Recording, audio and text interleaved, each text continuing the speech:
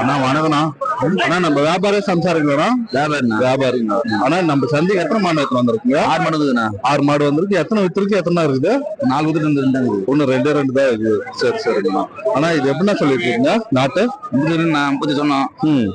50 தான் விடலாங்கிறேன். 50 30 தான் விடலாங்கிறேன். 30 தான் கொடுத்துருக்கீங்க. Super super.